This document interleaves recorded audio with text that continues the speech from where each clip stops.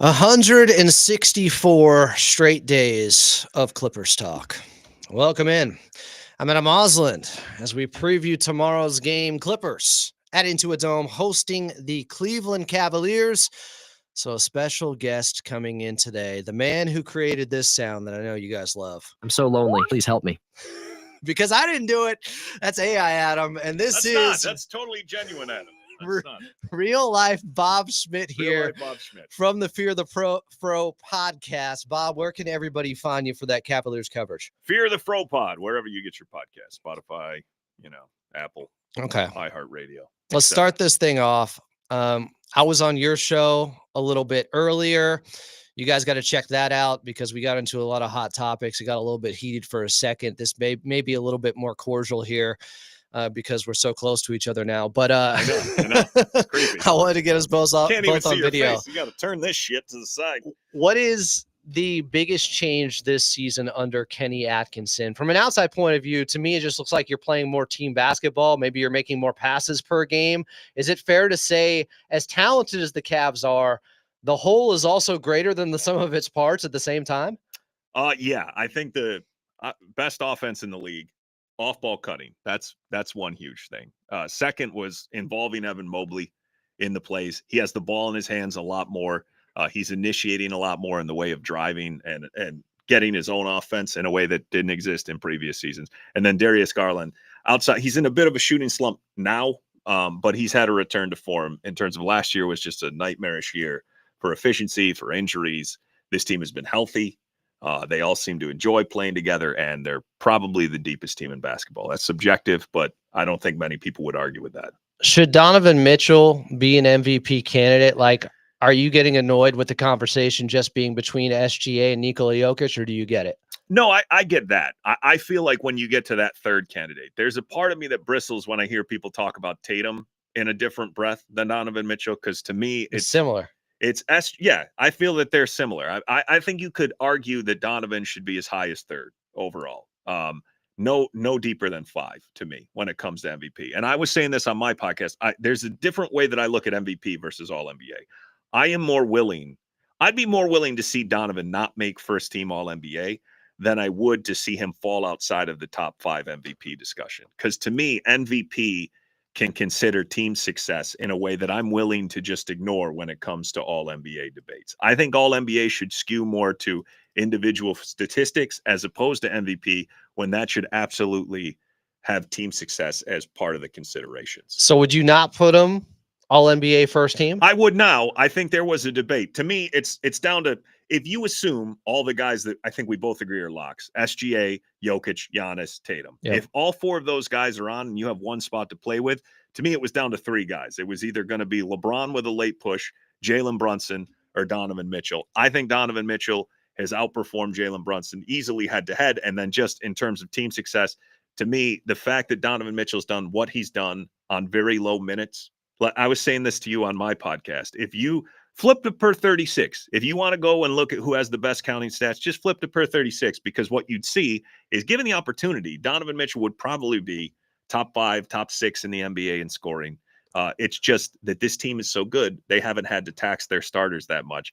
And I don't know if I don't think you can credit Donovan with minutes he didn't play, but I also do think that it's relevant to point out the context of the fact that he would be accumulating way more counting stats if they weren't winning so handily for so many of these games. It's not like it's some breakout season for some new player or anything like that. He's well established. He's bona fide in this league. We know how good he is. So let's say Chris Dunn is available for tomorrow's ball game. They throw him on Donovan Mitchell. He can slow him down somewhat.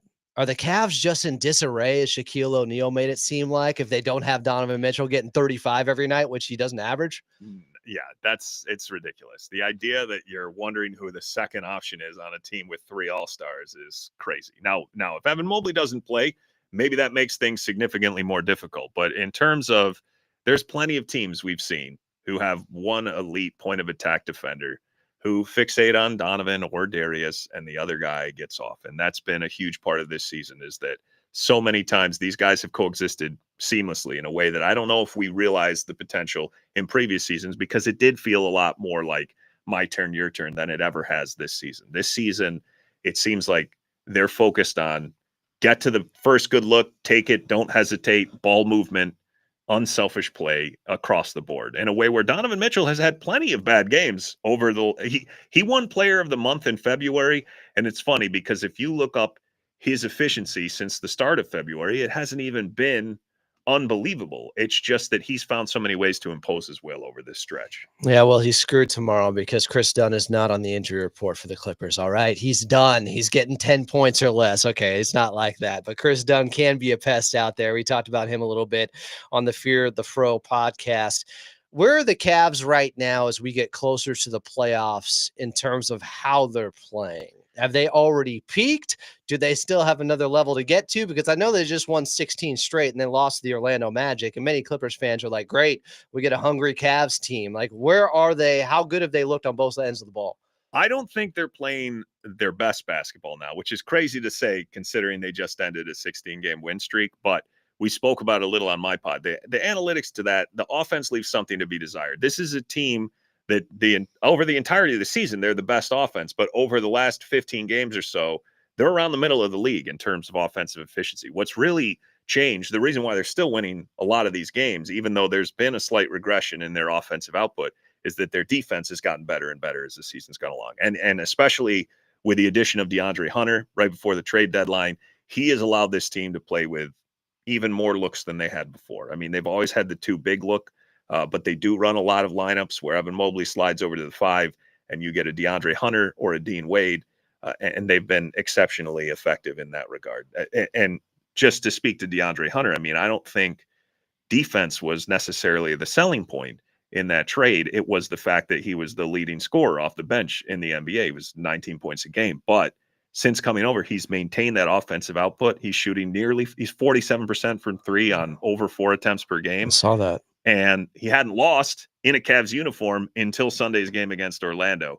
I think the unheralded part of that acquisition is that defensively we have really taken it up a notch and looked much more like the team we were in previous seasons that was defense leaning.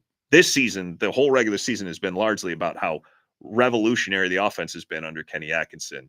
But I think if there's things to be concerned about, slight regression in offense since the All-Star break. If there's things to feel optimistic about, it's that we look even tougher defensively. Is he the guy that's going to be given the primary assignment with Kawhi Leonard tomorrow? Is he starting every game for them? And he does not start. Max Strus will start. He will come off the bench. I would assume. And there's a set starting lineup. It's not matchup dependent with you guys. They see, that's the thing. Kenny talks about it like it's not set, and yet he's run Max out basically every single game. Now DeAndre Hunter started on Sunday, but that was because Evan Mobley was out of the lineup. So in a situation where Mobley's back in the lineup, I think you could expect to see Hunter come off the bench, because the thing with Hunter is he can get his own, but I think the reason they bring him off the bench is because he's a natural slide to the 4 guy in a way where if you were bringing Strus off the bench and Hunter started as your 3, well, I guess you could just say, okay, when we send Jared Allen to the bench, we'll just slide Hunter up and bring Max in. But I think the other thing that factors in is that DeAndre Hunter and Ty Jerome have that chemistry from when they were Virginia Cavaliers and they won that national championship together. And those two, who are probably both, top 5, 6 man of the year candidates, they're in that first salvo off the bench, and they already have a built-in relationship, which has eased that transition period since he's been traded. Where are you guys vulnerable then? Because when I look at your defensive rating, I think you're 8th or somewhere there over the last, I don't know, since the post All-Star break. You've said you've progressed in that area. You've been getting better there.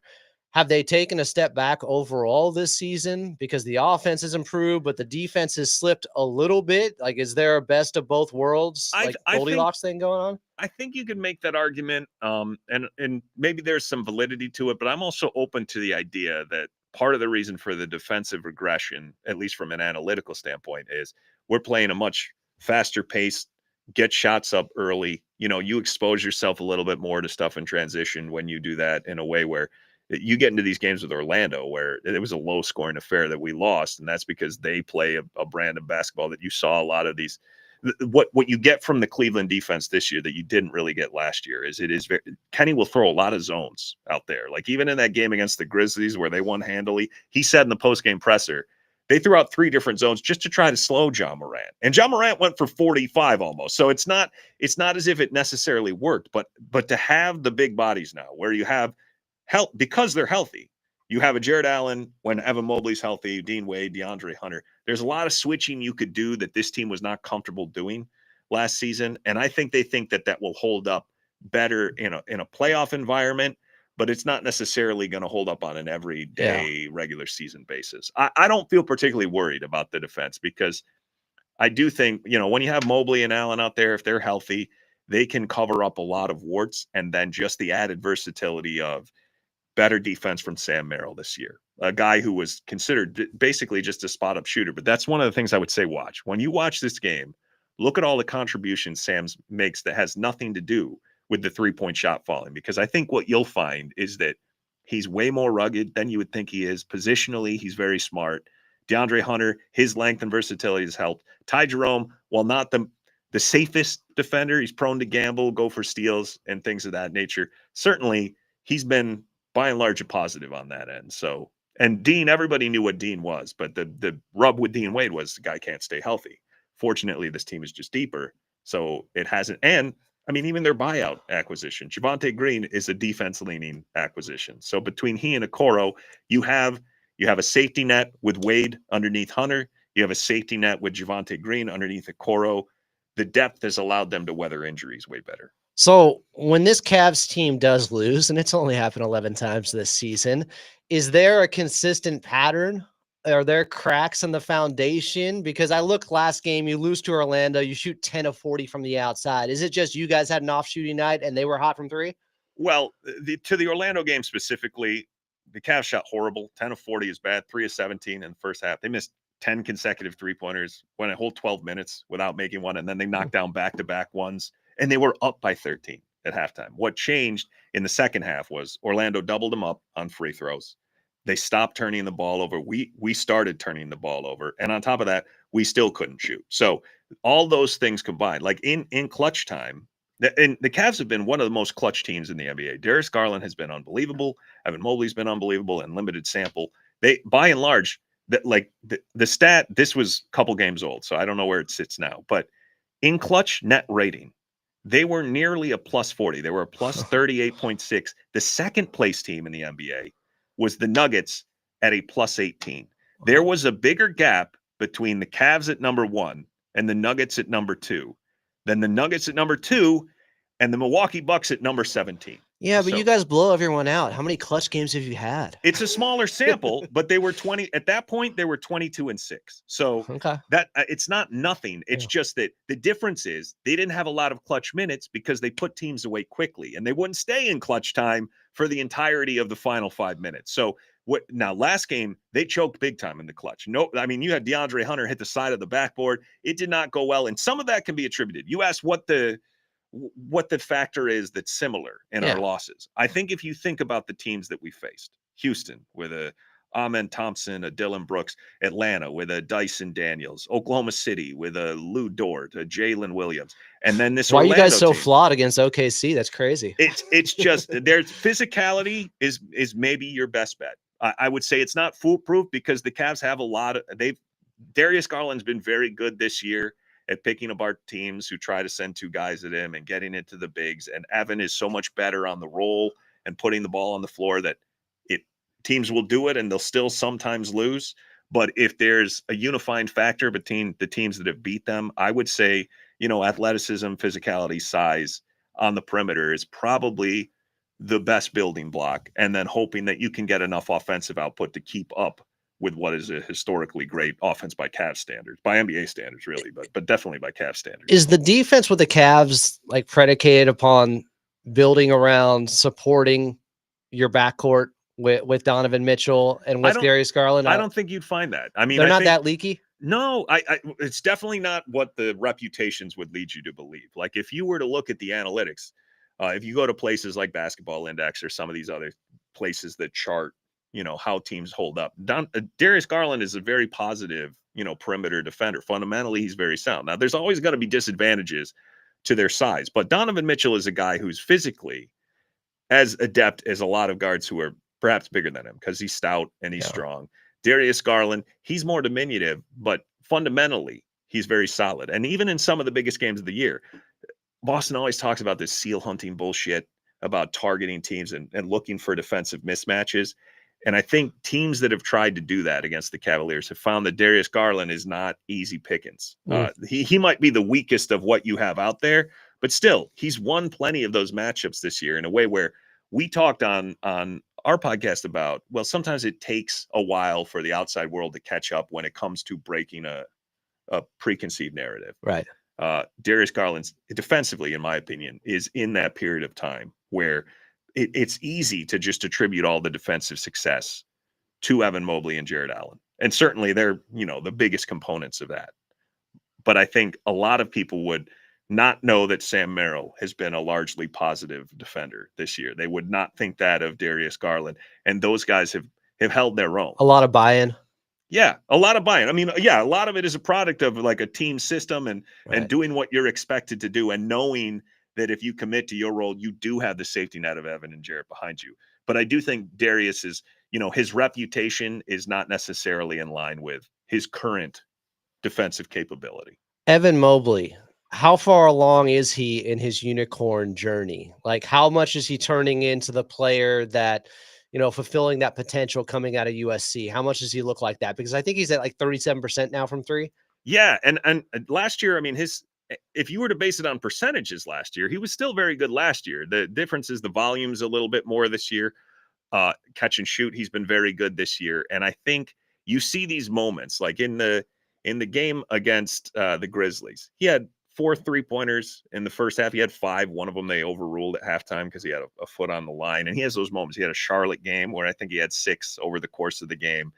He's shown that he hasn't gone to that much more. But in the offseason, the whole discussion was, well, if he can't shoot threes, the fit is all screwed up. You got to trade him away. That's not really what changed with Evan. What changed with Evan was putting the ball in his hands more and letting him create both his own looks and get the ball in motion.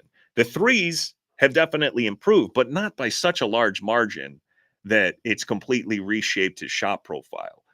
I think what people are seeing is that I had my doubts. I didn't think Evan was a guy who was good for a travel or a turnover while spinning away from a defender a couple times a game last year. I think he's cleaned a lot of that up this year. I trust his handle more. He's always been a good passer. His three-point shot is falling with enough consistency that teams have to close out on him. And I do think, take the numbers out of it, there's a big leap this year, and it's mostly due to empowerment, putting the ball in his hands more, giving him a larger role within the offense. And of course, he's knocking down free throws by and large too. So that helps. Speaking of that empowerment, I talked a lot about Ivica Zubac on your podcast and making the case for him being better than Jared Allen. Evan Mobley's kind of just a different player. There's less of a comparison there. Can you make the case that Jared Allen's better than Ivica Zubac at this point? I think what I said on my pod is I think he's better in some capacities. I think Zoo is better as a back to the basket, throw it to him in the block, let him get his own. I would definitely take Zoo over Jared Allen in that regard.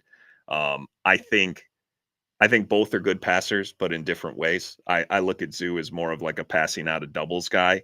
I look at Jared Allen as a slip, get the ball, make a quick decision type passer, Does catch he guy get doubled on back guys. Well, he'll definitely get doubled around the rim. I mean, he's leading the NBA in true shooting percentage. He's 72.5, 73%. And he does all of that.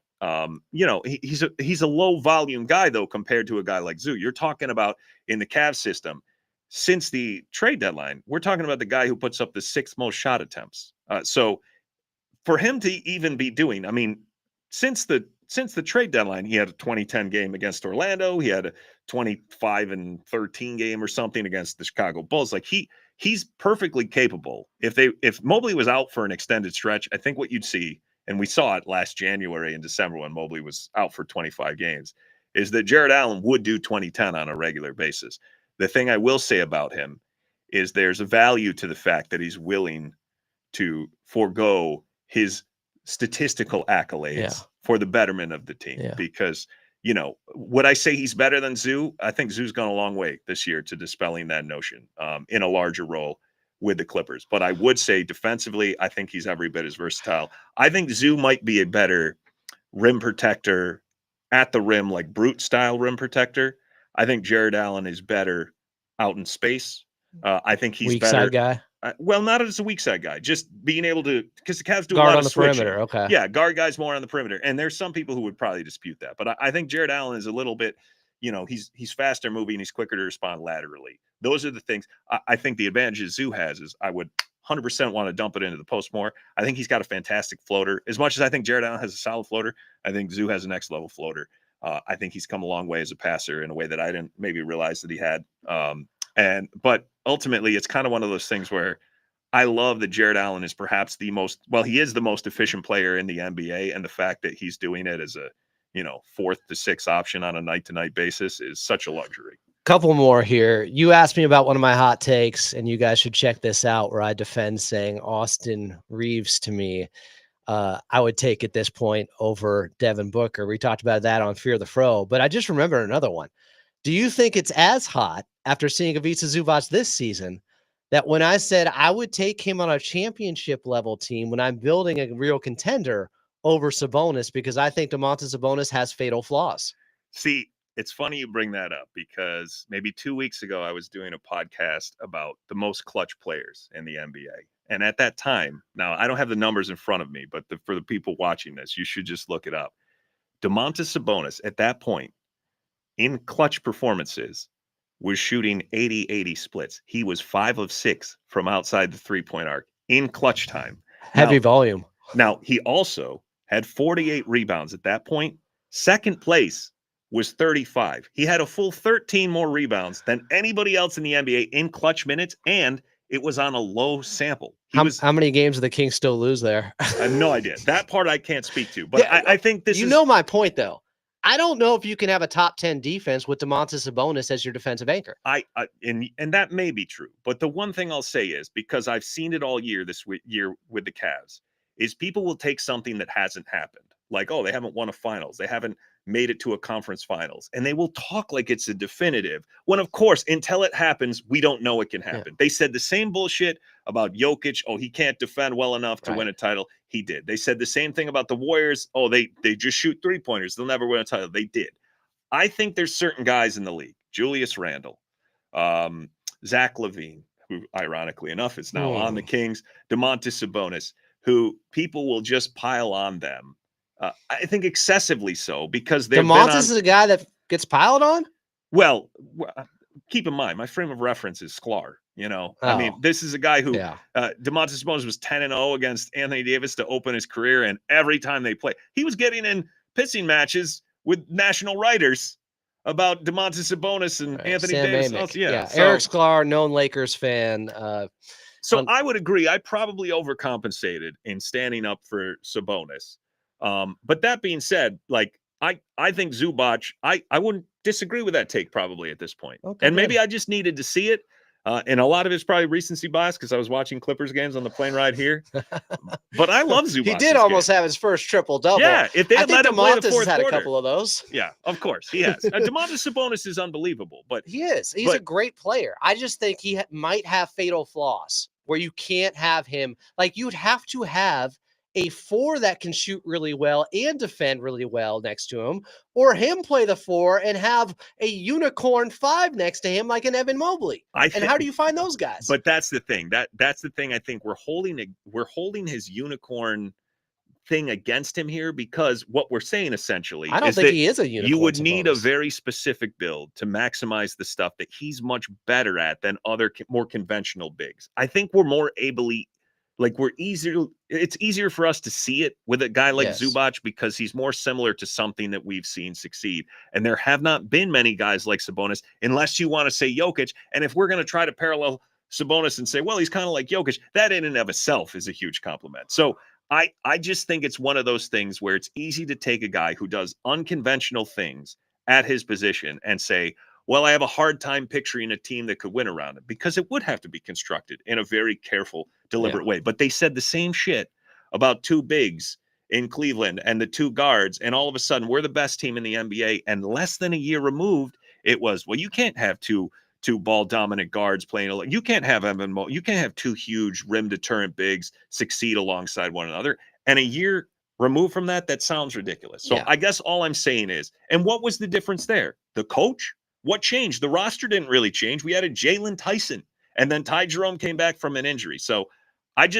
don't like writing people off based on the environments they've existed in. And I'm not writing him off or saying he's a bad player. My point, frame of reference, guys, last season, the end of last season, I think we were talking about this, and I said I would take Ivica Zubac over Sabonis when building a team, because I think Sabonis has some real flaws that you have to insulate him with, like to find the perfect guys around him. And I think that's still the case. Ivica Zubac's like, can I give myself a concessionary out here, sure, which is quickly. I got a couple more. Salary. Of course you would.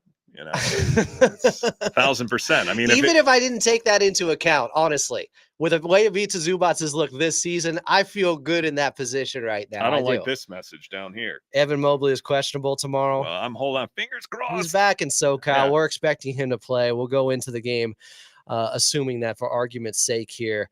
Is this Cleveland Cavaliers team the best regular season Cleveland Cavaliers team ever? And what would happen against them in the 2016 Cavs in a 7-game series? Well, God, that's a tough one.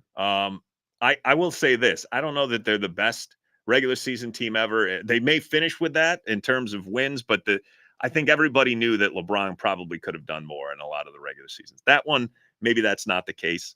I think the thing I would say is this is the most enjoyable viewing experience for me. I loved LeBron as an individual, hitch your wagon to a transcendent talent type of watch. And every time he accomplished something crazy, it was like, oh, this is cool that this guy's in our uniform. But this style of play, spreading the ball around, getting like massive performances from the bench, everybody just dismisses the bench and they say, well, it won't matter in the postseason that you're going 10 deep or whatever. But I will tell you, since All-Star break, there was a stat they had on the broadcast the other night, 7 different leading scorers. I love watching that kind of basketball because on a night-to-night basis, I have no idea what I'm going to see. Yeah. I don't know which guy is going to step up. There's trends and things we've seen, like Darius Garland, like I said, has been amazing in the clutch. He's been one of the most consistent people in the fourth quarter. But outside of that, on a night-to-night basis, you don't know who's going to be the hero. Okay. That's fair. So you're taking them over the 2016 Cavs in a 7-game series? From viewability, it's hard to bet against LeBron. Yeah. Someone's saying they would smoke them. I don't know if they would smoke them. Well, again, I mean, this is all a hypothetical. We can't prove it, so sure, I'm just saying with the way this Cavs team is built, I don't know. That team was pretty goddamn good. They have more high-end talent. You guys have more, of a balanced roster in this Cavs team, maybe? The question is ultimately how much would it matter at a high leverage moment? Could you trust these guys to do it there? And do you trust this team? Because that's the knock on them. That's my biggest pushback on the national narrative is that the easiest type of analysis in the world is to say, well, they haven't done it in the playoffs and none of this matters. They haven't had an opportunity to yet. Yeah. So I would just say, if you think that this team is the same team as what you saw last year, there's a reason why I think some people say that, and it's because largely the roster looks similar, but there's a few key differences. The first is they won 48 games last year, and they had 3 of the core 4 miss 75 games. This season, they've been largely healthy in the starting lineup. I think that's a big part of the reason why you're seeing them perform closer to what they probably should have last year. They're way deeper. Hunter, Ty Jerome, not a part of the team last year. They've been unbelievable 6-man of the year campaigns that they won't win it. Pritchard will win it. But they both have legitimate cases. And I think the question that people have to ask themselves is, do they think that the benefits that they've got this year from the depth of talent will sustain in the postseason? And I think a lot of people are skeptical of that fact. I'm not, because I've seen them. I mean, even in this win streak, they came back from 15 down 3 times. They haven't even been playing particularly good lately. And they still managed to find ways to be resilient in ways that they never were in previous seasons. So is it just between the ears then, whether or not they'll get as far and maximize their potential? Like, the roster is fine. It's just if guys play their capabilities in the biggest moments. Yeah, if they do that, they're going to go very far. Because even take the Boston series, which they've split 2-2. They had the big comeback. Yes, and that's the thing that I think gives people pause, is because both times they had big comebacks. Now, that's the perfect example of what I'm talking about when it comes to, it's how do you look at it? You take a guy like Bontemps, and he's like, well, see, they were up 25-3, so that's why I'm not worried about the Cavs. Well, are you worried that Boston blew 2 20-point leads? Like, at what point do we give some credit to the team who actually came back from those type of adverse circumstances. Now, it's on a regular season stage, so some people will say, well, that won't apply to the playoffs, and maybe it won't. But you don't think there's a matchup flaw going up against Boston, because it feels like contrasting styles in a lot of ways? I think they're a tough matchup for us, for sure. Everyone, but like specifically you guys, because you got two bigs and they're trying to go 5 out. No, especially not how we're constructed now. Like since the DeAndre Hunter trade, I think if you had worries about that, then a lot of those have been, mitigated. You play Evan Mobley at the 5. Well, because those lineups with Mobley at the center, and whether it be Dean Wade or DeAndre Hunter in small ball situations, Kenny Atkinson tends to be more of a small ball leaning coach anyway. I think just in his core. Yeah. So to see what they've been able to do, if you look up the analytics for Mobley at center lineups, they're even better a lot of times than when we play both bigs. I think what's important in the playoffs is, since you don't know what matchup you're going to get, to have the ability to roll out both looks is something that I think a lot of people, they recognize it with Oklahoma City, with Chet and Hartenstein, and they don't seem to recognize it with us that, like, yes, we start with two bigs, but there's plenty of games where we don't close with two bigs. And Dean Wade and DeAndre Hunter are more than serviceable when it comes to the defensive side of the floor. All right, quickly, 1 minute here. What's your perception of this Clippers team, and what type of battle do you expect tomorrow night? I mean, they're defensively, they're unbelievable team. I think I'm a bit worried in the sense that it seems like you guys are finally starting to get healthy, with Kawhi being back and Norm being back. Just saw the injury report. Yeah. They're so good. They're good to go. They got everybody tomorrow. I would never. I don't overlook this Clippers team. I've come in here cocky too many times. Yeah. What happened last season? I think there was a 26-point comeback in LA by the Clippers, and then the year before that, they were down 13 there was a game with like where 3 minutes left. Norm shot like 20 fourth quarter free throws. I recall that game. He's like that. Yeah. Well, but what are you gonna look at Harden? I will say this. I asked you. I'm like, I feel pretty good that they're coming off the loss, because I feel like they're going to be pretty eager to. Yeah. Plus, maybe they just threw that game on Sunday so they could have a third consecutive 15-game win streak to close out the season. Had they won, there wouldn't be enough games left. But now that's where the Cavs are at. They can do it again. Can we break our own records? Exactly. Well, I'm sure it'll be a good one. Tip-off is at 7:30 at Intuit Dome. Clippers taking on the Cleveland Cavaliers. Bob's Cavaliers. Before we get out of here, I do want to remind you, as always, Clippers Talk is brought to you by Underdog Fantasy. Underdog Fantasy is the easiest way to play fantasy sports, and it's available in over 30 states. All you got to do is pick higher or lower on your favorite player stats or your least favorite player stats if you want to be a hater, and you can win up to 100 times your money. Make picks, win money, and I got that free promo code for you. This will give new users a free pick and up to $1,000, not $200, not $500, up to $1,000 in bonus cash. The promo code is LAC, and you can find it and the referral link in the description down below in this very episode of Clippers Talk. Underdog Fantasy, make picks, win money. Bob, one more time, where can everybody find the second half or first half of this interview where I was just on with you on Fear the Fro Podcast? Fear the Fro Podcast. You can go to that, Spotify, Apple. Well, YouTube. Shit. Yeah, it's that simple. He is Bob Schmidt, voice of AM 570 and Fox Sports Radio, and one of the voices of the Dodgers, too, if you know. More importantly, the voice of the Clippers when you're listening on the radio. Well, not the real voice, the fake voice. Have you used me for any other fake AI stuff? Like, yes, have I been put in some compromising positions here? I'm so lonely. Please help me. Just don't make anything where it says, like, Adam, I hate the Clippers now or something like that. No, I know. There's a point where I just legally expose myself in a way that I'm uncomfortable with. Sweet James is calling. All right. Thank you, Bob. Thanks for doing this. This has been another edition of Clippers Talk. I'm Adam Moslin. Check me out a little bit later tonight. We got a Clips and Dip coming for you.